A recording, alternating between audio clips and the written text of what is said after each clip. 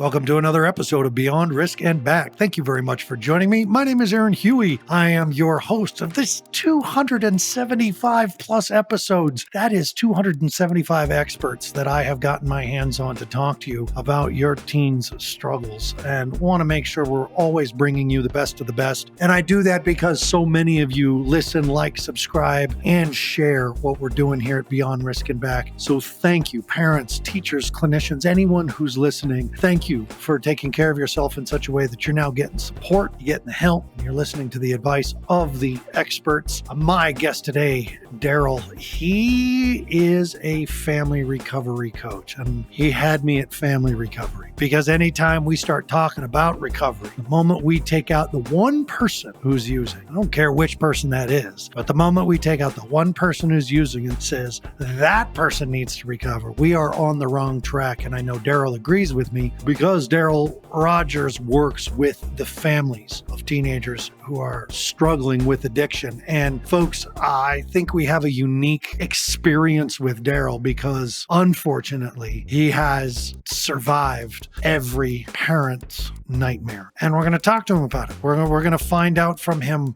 what that was like and why he's doing what he's doing. So thank you once again, parents, teachers, clinicians, for being here on Beyond Risk and Back. Darryl Rodgers, thank you for being with us and sharing your expertise with our families. Thank you so much for having me, Aaron. I want to start off right at the beginning because as I read your bio and as you and I were talking, off air and before we decided to do the show, when you wrote to me, I mean, you tossed the hammer into my lap right away. This whole thing hit you from out of left field at the very beginning. Talk about this.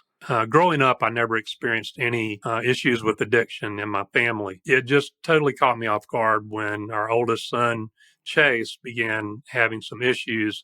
And in the beginning, I didn't know what was going on with him. He was my first teenager, my first child. And so when he hit the teenage years, when he was beginning to first show signs of trouble, which was in about the middle of the 10th grade, somewhere in the 10th grade, I chalked it up to maybe this is just what teenage boys go through. This is part of the process. I thought maybe there were some drugs or alcohol or something going on, but I didn't know. I was grasping at straws to try to figure out how to solve the issues I was having with him. He was failing. He had been diagnosed ADHD early on. He had never been a stellar student, but slightly above average student.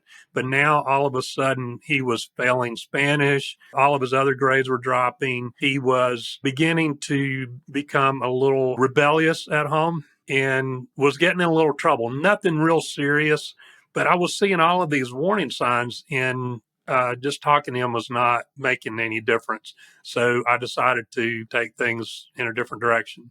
Did you see the signs like his group of friends changed? He stopped playing sports, or you said the signs that you were chalking up to normal teen boy behavior and stuff. And now I'm sure on the recovery coach side, like every one of those red flags, what were some of the other ones?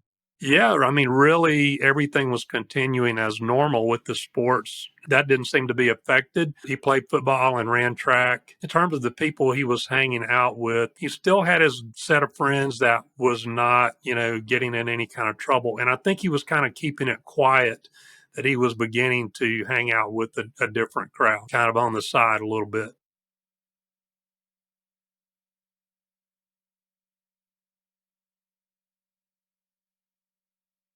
I don't think he had gotten in that deep yet. It was really when he went to college is where the wheels came off. We sent him to a military school the middle of his junior year. I don't know. I guess you'd say I was kind of a strict parent compared to some. I have a military background.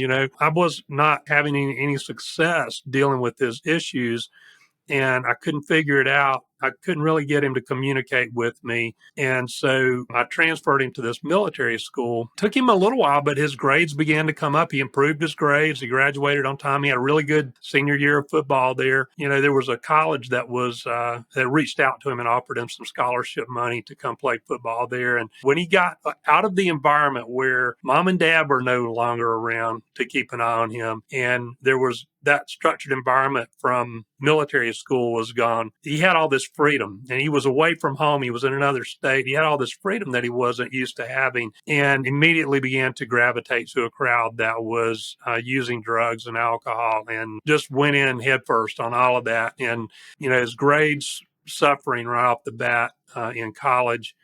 And I was kind of keeping an eye on him, and I knew he was headed in a bad direction. And then it really hit. When he came home for Christmas that year, that's when I knew, I told him then, I said, hey, Chase, you're on academic probation. College is not for everybody. You don't have to go back to college. I'll help you if you want to enroll at the local technical school, or if you want to join the military, or if there's something else you have in mind that you'd like to do, I'll help you figure it out. You don't have to go back to college. No, Dad, I want to go back. Well, he really just wanted to go back to party.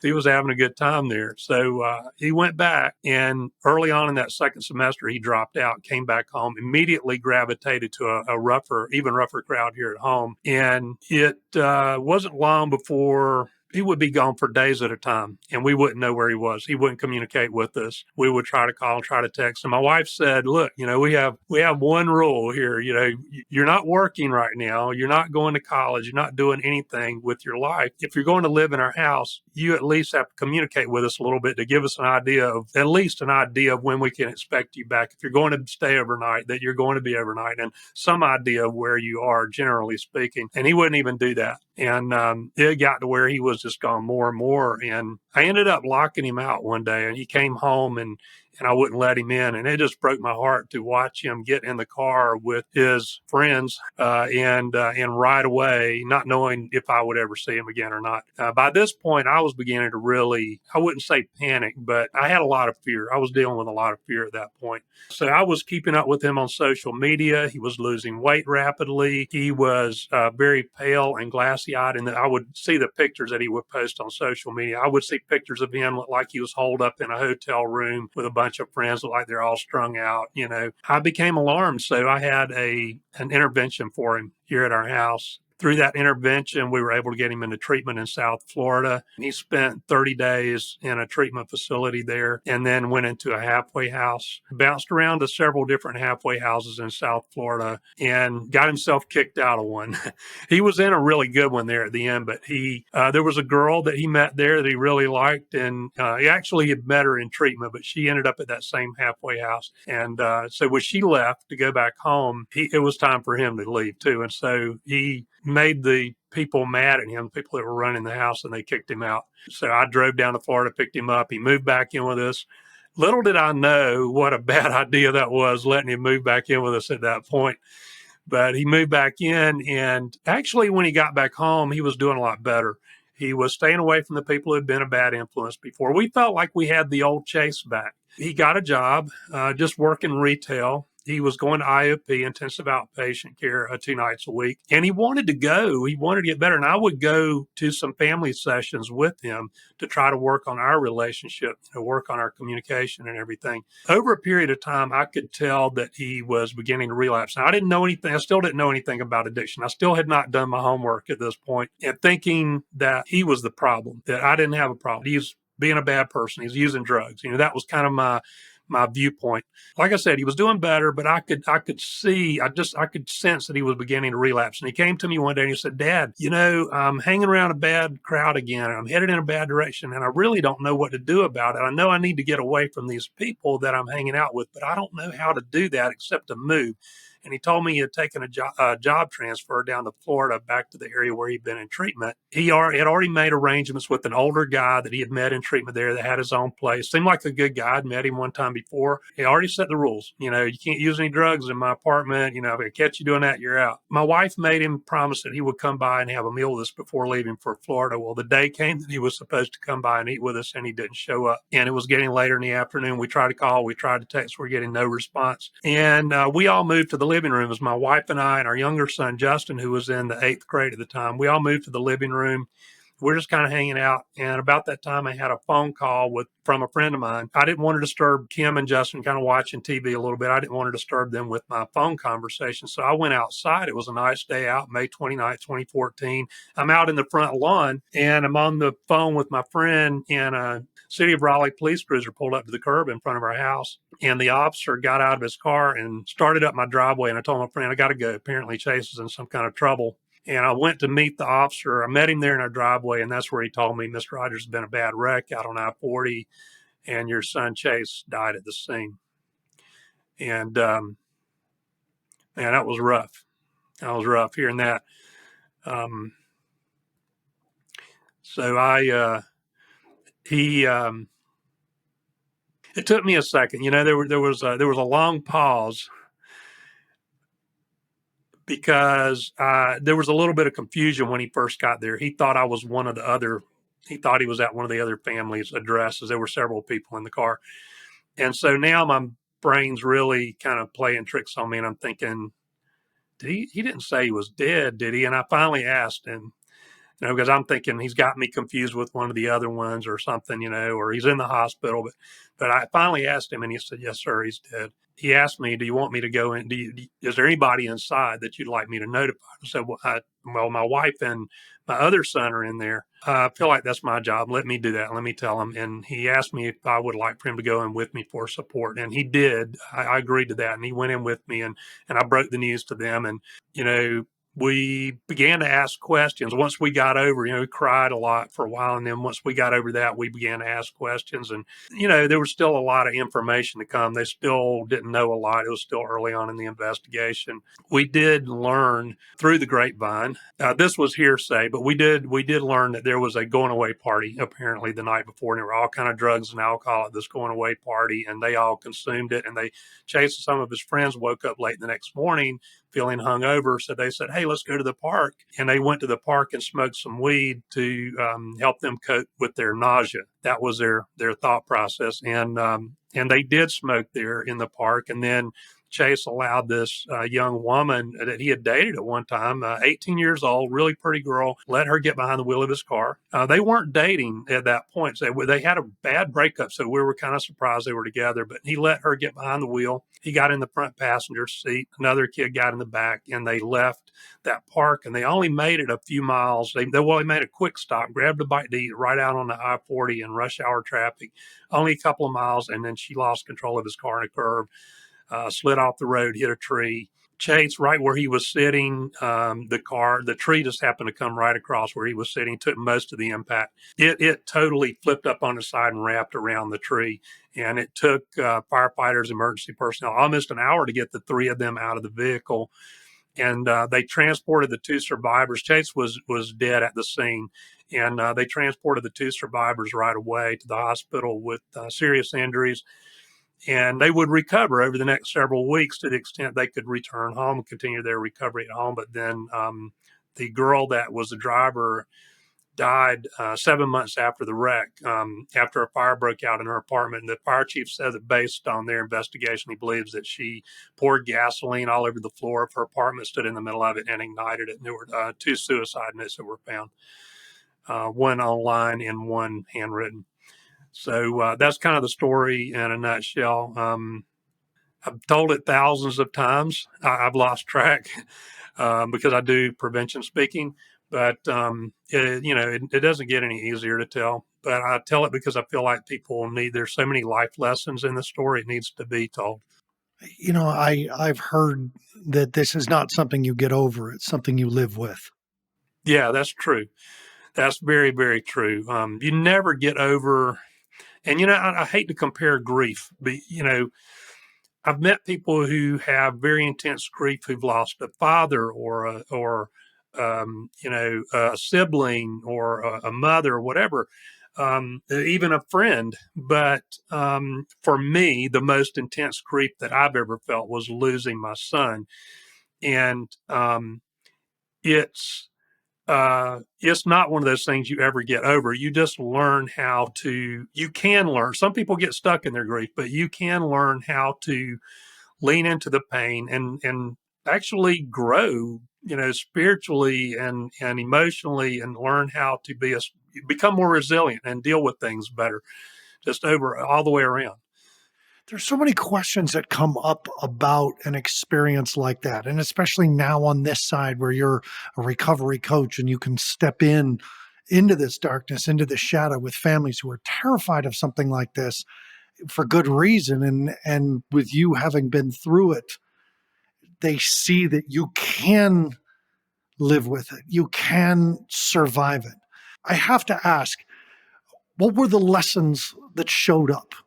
And in what order? What was the first thing that you learned about yourself, about your son, about addiction, about your family, about God? What was the first thing you realized from all of this? In the very early stages, I was just sort of numb. And I would say that, I told people, I hope that I can work something out with the driver and we can have an understanding, have some forgiveness, and that both of us can go out together and speak and warn other people and especially speak to young people about what's happened here. But that didn't last long. That didn't last long. People go through different stages of grief, and not everybody's grief journey is different. Not everyone gets angry. I went through a period of anger after that. I was very angry. Most of my anger was directed at the driver and the other people who I felt like were a bad influence on Chase. Still not understanding addiction. And in hindsight, now I can look at it and I can go, well, number one, it was Chase's car. And number two, he was the oldest person there. So he had the lion's share of the responsibility in that situation. Not that the others didn't share some responsibility as well. But when you're in grief and you're going through that, you can't really see straight sometimes. You can't really be, your logic is off a little bit. At brabapp.com, parents, I have posted a parenting masterclass. Before you fast forward through this commercial, give me a chance because I'm going to keep it short. I'm going to keep it blunt. The content is everything I have ever taught a parent in the past 20 years of working with parents in crisis. There are 3 components to the course, 56 classes in 3 components. The red, the beyond risk, the crisis children. Yellow, the at-risk children. And green, when things are going well, how do we get them to go great or keep them going well? It's everything I've ever taught a parent in 20 years of working with families. But here's the deal. It's $99. I want every parent to be able to have access to this course. So please go to brabapp.com, B-R-A-B for Beyond Risk and Back. brabapp.com, brabapp.com. Check it out for yourself. Thank you for sharing at that level of transparency. I think that's another experience that begins to happen when you survive addiction, whether it's in yourself or in your family. You recognize that there's very little served by holding back into the story. And parents who are listening to this show who are terrified of it happening, seeing the path forward that can end here or that could have ended there. It justifies their fear. It validates the reason why they want to make a change and are trying to find support. At what point did you change this pain into your path where you suddenly said, I got to help others avoid this? I mean, you talked about early on, which means within that first 7 months, early on, you were like, I got to do something. I got to say something. I got to talk to people.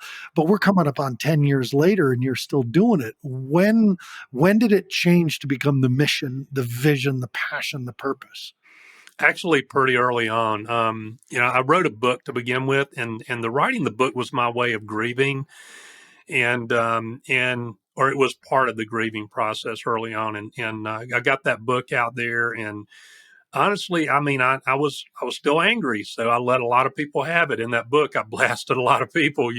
For whatever reason, it's resonated with people. I read it now, and if I go back and I look at it, I'll kind of cringe because I go, man, I didn't understand addiction at all, and why was my anger wasn't really directed at the right people. I mean, maybe some of it, but I can tell you this: a couple of things that come to me.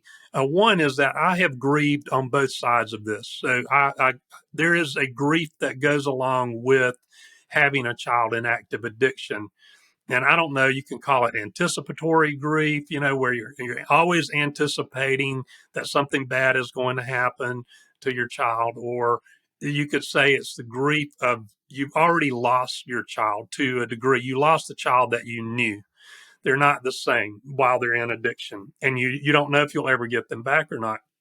So you're already grieving then, and then I've experienced the grief of the loss of a child, and they're both very intense. But I want to say that grieving over a child in active addiction is more intense in a lot of respects because, I have closure on this side. There's nothing I can do now if I wanted to.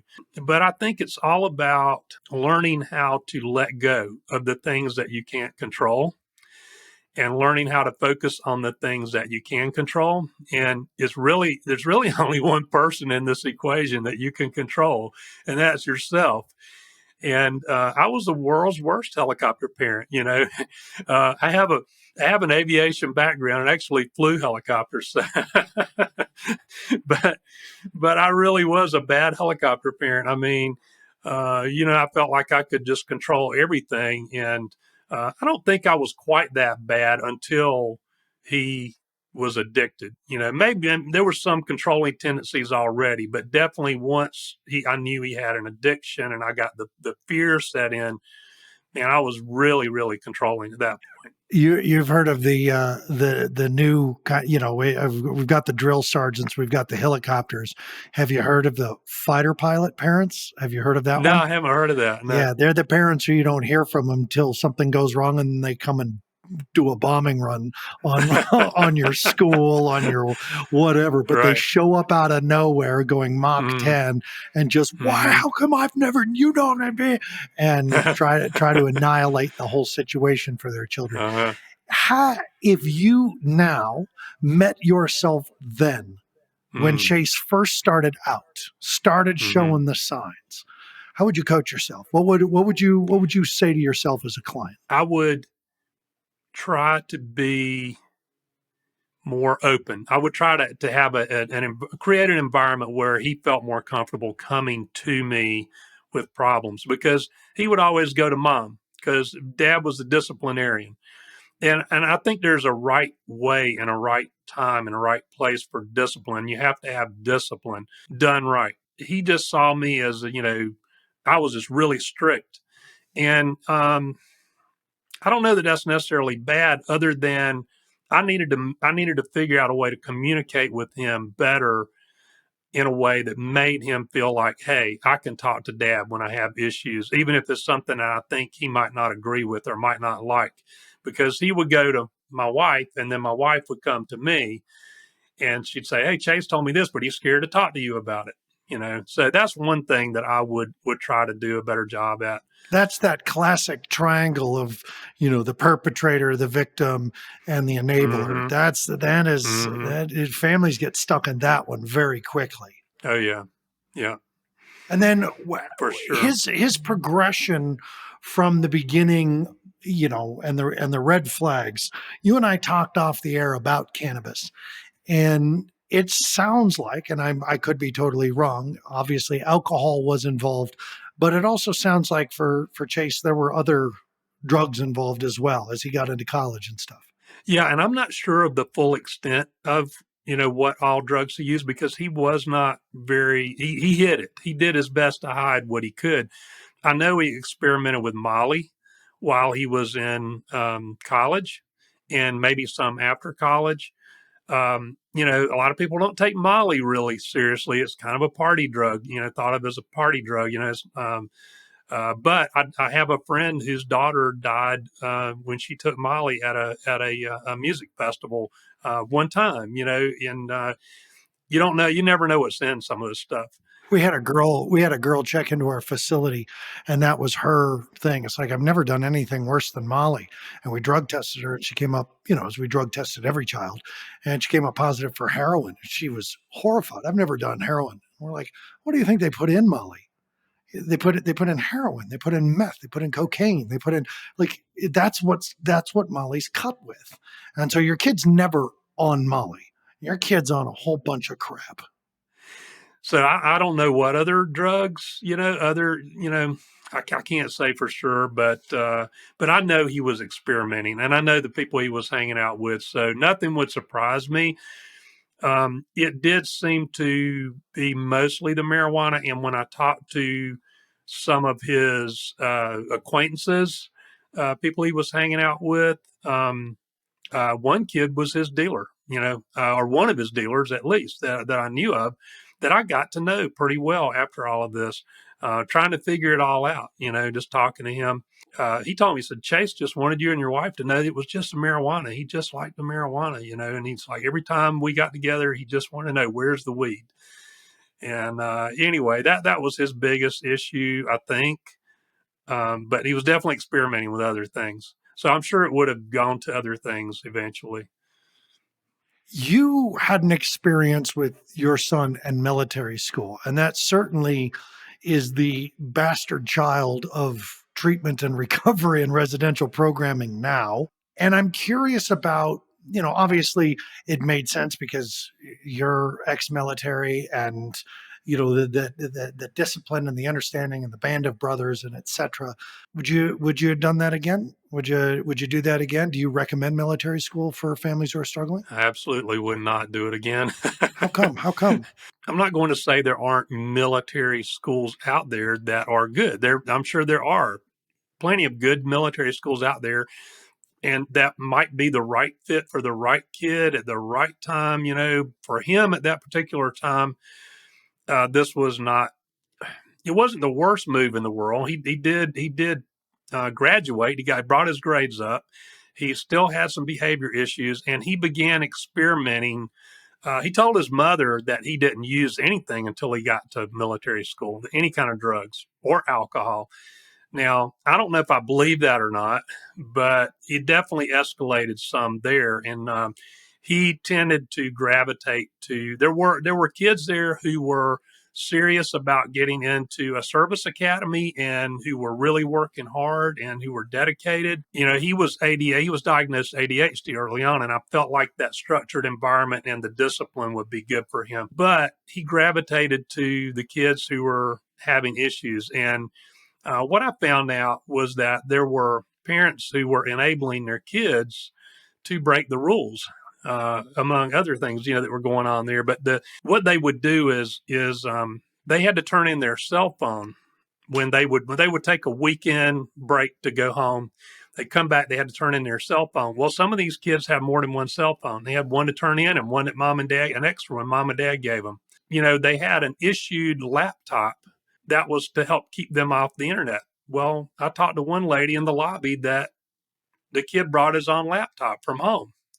And she's telling me this in the lobby. I'm like, what are you doing? And he had figured out they had a firewall, and he had figured out how to circumvent the firewall and tap into the nurse's station, into her. He was a really smart kid, and there were a lot of really smart kids there, but he figured out how to bypass that whole thing. And they were supposed to be, after 10 o'clock at night, they were supposed to be off of the internet, and they weren't. And I had to have a discussion with the leadership there because I tried to tell them, they said, "Oh no, they don't have access after 10 o'clock." And I said, "I'm messaging him at 12 midnight. He's messaging me. We're talking, like, come on."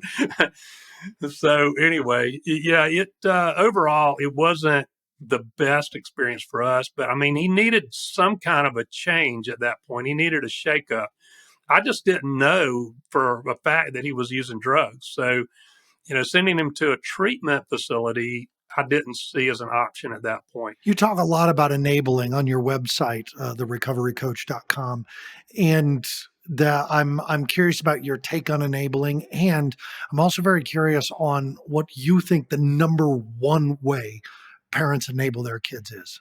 Yeah, I've sort of changed my language a little bit around it, and I haven't changed it on my website yet. But I talk now when it has a more positive connotation. I talk about setting healthy boundaries versus enabling. Enabling, people get this negative mindset around that. Anytime you do something for your child that they're capable of and should be doing for themselves, particularly adult children or older teenage children, you're enabling them. You're not allowing them to learn from their mistakes. You're not allowing them to have to deal with the consequences. You're preventing them from having to deal with the consequences of their mistakes.